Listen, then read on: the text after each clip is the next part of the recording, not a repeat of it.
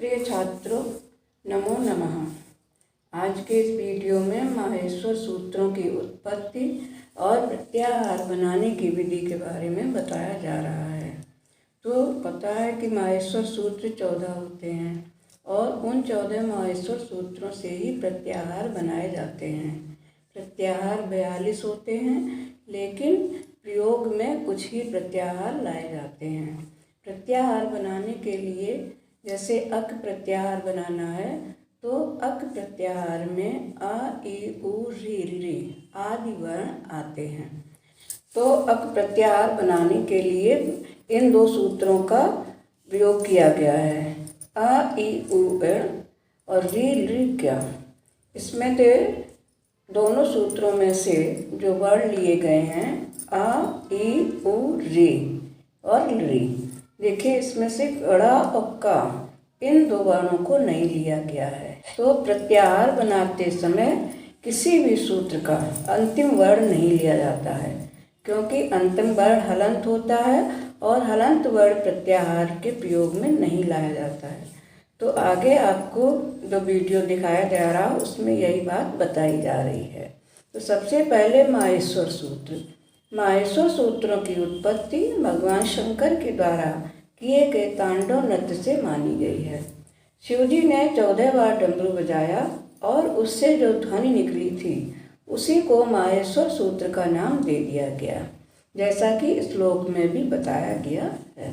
नृत्यावसाने नटराज राजो ननाद डक्काम नवपंचवारम उद्धर्तु कामः सनकादि सिद्धान एतद विमर्शे शिव सूत्र जालम।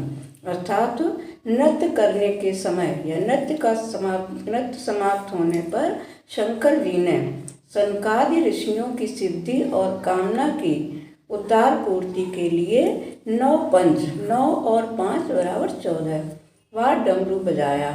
तो उन 14 बार डमरू बजाने की जो ध्वनि निकली उससे माहेश्वर सूत्रों की उत्पत्ति हुई। इनको शिव सूत्र भी कहा जाता है। ये माहेश्वर सूत्र संख्या में 14 होते हैं।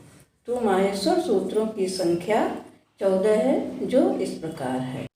नंबर 1 आई उड़, 2 री ऋक, 3 ए ओंग, 4 ए औच, 5 है वरट, 6 लड़, 7 यम गणनम, 8 झवें, 9 घड़ धस, 10 जब गढ़ दश, 11 खप छटत चटतौ, 12 कपै, 13 सशर, 14 हल।